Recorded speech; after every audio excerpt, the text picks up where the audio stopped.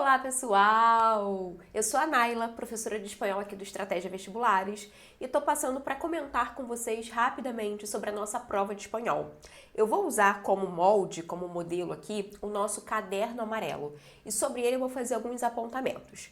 Em primeiro lugar, eu até mencionei isso para vocês na correção, a prova de espanhol estava toda dentro do previsto.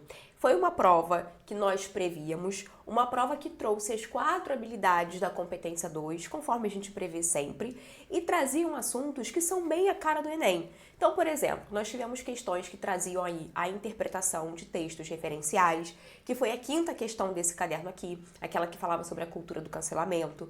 Tivemos 2 questões valorizando a língua e a história da hispanidade. Tivemos questões de uso específico de expressões dentro de um contexto. Então, nós tivemos ali aquelas habilidades já previstas. Foi uma prova totalmente dentro do previsto. Mas, obviamente, nós tivemos aí algumas dificuldades, algumas questões mais difíceis que outras e outras questões mais óbvias. O que o aluno precisava era, de fato, demonstrar um conhecimento da língua espanhola para fazer a compreensão daqueles assuntos. Então, por exemplo, eu trago aqui para vocês, vou começar a comentar da questão de número 1. Essa questão aqui foi uma questão muito parecida a uma outra questão que caiu 2 anos atrás, se eu não me engano, e que nós falamos na revisão de véspera, que era uma questão que falava ali sobre a língua de cultura do Suriname. Aqui, inclusive, a gente tem, mas aqui nesse texto a gente tem, inclusive, uma mesma frase, um mesmo trecho utilizado lá naquela questão, que é uma língua pobre, uma língua que não é usada para escrever, para produzir cultura. A gente tem aqui, por exemplo, essa ideia de que as línguas faladas naquele território são línguas que, de fato, não podem ser usadas para comunicação. Então, a gente tem, inclusive, essa ideia, a mesma ideia que nós vimos lá naquela questão 2 anos atrás, 3 anos, enfim, e que nós falamos, sobre a qual falamos aí na revisão, tá? Essa questão aqui foi uma questão, eu considero, de nível fácil para médio, diria aí nível médio, tá?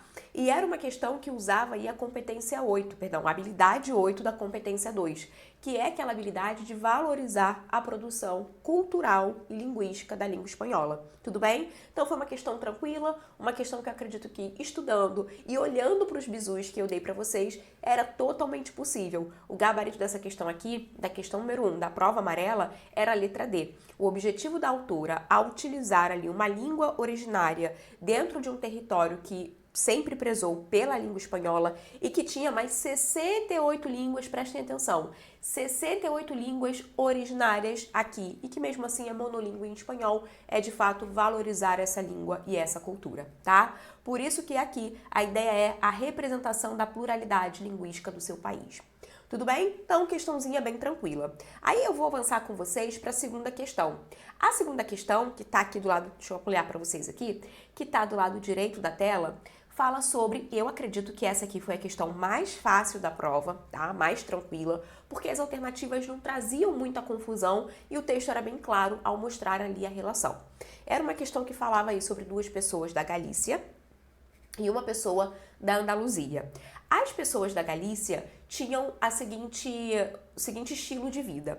Na Galícia, chove por muito tempo. E se as pessoas deixarem de sair quando chove, elas vão ficar confinadas dentro de casa. Então, o texto já começa com "Y si llueve, que llueva", ou seja, se chove, que chova. Eu é que não vou deixar de aproveitar aí a minha rotina.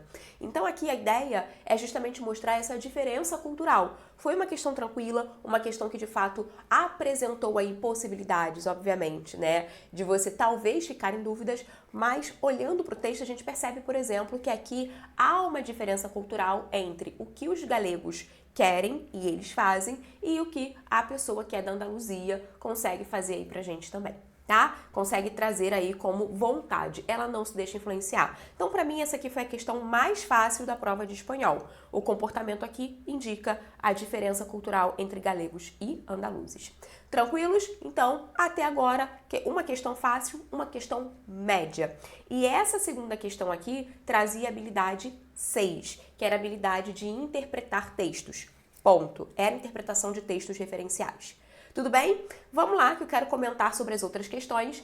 Essa questão aqui, que é a questão de número 3, era uma questão que trazia uma expressão idiomática, e aí a habilidade dela era a habilidade 5. Uma questão também que não era difícil, tá? Era uma questão em que você tinha que olhar aí para as informações, perceber que ele fala, por exemplo, sobre a ideia de viver a vida sempre, não se deixar levar, não sobreviver, mas sim viver. Então você tinha que focar na expressão idiomática, e isso era uma coisa que eu falava sempre para vocês. Foque sempre na expressão. Ah, professora, mas tem algum outro elemento ali que está no texto. Ok, mas a expressão tem a ver com aquele elemento? Tem a ver com aquela temática?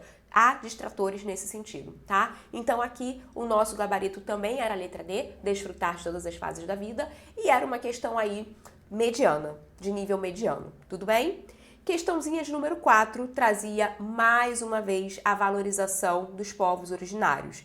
Aqui o que nós tínhamos era a representação da dizimação de um povo. A ideia aqui era justamente mostrar que esse povo foi dizimado, e existem palavras, e aí a necessidade de vocês conhecerem o vocabulário, existiam palavras como, por exemplo, rojo, que mostravam sangue, que mostravam derramamento de sangue, tá? Roja, gusanos, todas essas palavras mostram aí a ideia de pessoas mortas, a ideia de sangue derramado, então a gente tem essas informações. Aqui, mais uma vez, a habilidade cobrada é a habilidade que valoriza a produção e a história de um povo. Nesse caso, a habilidade é a habilidade 8. E aí a ideia aqui, o gabarito dessa questão, é a letra A, falando sobre a destruição do Império Azteca e tudo mais. E aí eu volto a dizer, na revisão de véspera eu comentei com vocês que esse é um assunto que cai e cai sempre. A banca, o Enem, sempre traz pra gente essa temática. A temática da colonização, a temática do processo de aculturação, a temática do processo de dizimação daqueles povos originários e da sobrevivência, da tentativa de resgatar uma língua. Tudo bem? Então aqui a gente tem como gabarito a letra D, questão mediana, eu acredito, e aí a questão mais difícil da prova, na minha opinião, é a questão de número 5. Deixa eu até diminuir aqui para vocês que enxerguem melhor. Vamos lá. Essa questão aqui traz pra gente um texto referencial que fala sobre o cancelamento. E aí, nós tínhamos vários distratores aqui. Essa questão traz como habilidade a habilidade 7, em que você tinha que aliar o texto à sua função social. E nesse caso aqui, a ideia era que o objetivo desse texto, né, é o vírus do cancelamento, de alguma forma, tá? Conseguir aí impactar a cultura dessas pessoas que estão ali nas redes sociais. Então aqui ele fala, por exemplo, sobre alguns elementos que mostram pra gente alguns impactos, algumas ações que vão de fato atrapalhar aí aquelas pessoas que olham para aqueles influenciadores, por exemplo, e veem como exemplos, né? Veem como ícones, os veem como de fato seres a serem seguidos. E aí a ideia é que o cancelamento não poupa essas pessoas, e aqueles que os têm como influência, como ícones, como figuras a serem seguidas, acabam aí também sendo impactados. Então o objetivo do texto mesmo é criticar o impacto do cancelamento, a vida das pessoas, de que maneira essas pessoas acabam sendo prejudicadas. A gente tem aqui a ideia de um tribunal, o tribunal que reflete apenas a vida ali dentro da internet, as pessoas são implacáveis. Então eu acredito que essa questão aqui foi a questão mais difícil da prova. Tudo bem? Porém, gente, nada distante do que a gente já previa, nada distante do que a gente já havia estudado e nada muito distante do que a banca cobra todos os anos. Então, assim, eu considero que a prova de espanhol foi uma prova muito tranquila mesmo. É óbvio que na hora lá do vamos ver, do nervosismo, até eu fico nervosa e fico questionando as minhas respostas, tá? Mas isso é normal pra mim e pra vocês. Mas a gente precisa confiar naquilo que foi trabalhado, a gente precisa confiar nesse processo, e foi dessa forma que eu olhei pro gabarito, que eu falei, não, o gabarito é esse aqui, D, D, D, A, C. É esse o gabarito, ponto, não vou mudar. E a gente confirmou que o gabarito era esse mesmo. Então a ideia é a gente encontrar a resposta e confiar naquela resposta que a gente encontrou, sem mais ou sem menos, né? Se a gente tiver certeza, vai. Tudo bem? Tranquilos? Na hora do nervosismo é muito comum a gente querer trocar, mas se você tem aí essa boa base, se você assistiu a revisão de véspera, por exemplo, a hora da verdade, você estava preparado para tudo isso aqui. Então eu acredito que você tenha tido também uma base boa e que, de fato, você tenha conseguido aí imaginar esse impacto nas relações sociais que cada uma das questões traziam aí para essa prova. Tranquilo, gente? Essa é a minha análise. Prova de espanhol dentro do previsto e totalmente possível de ser feita. Nos vemos na próxima, gente. Tchau, tchau!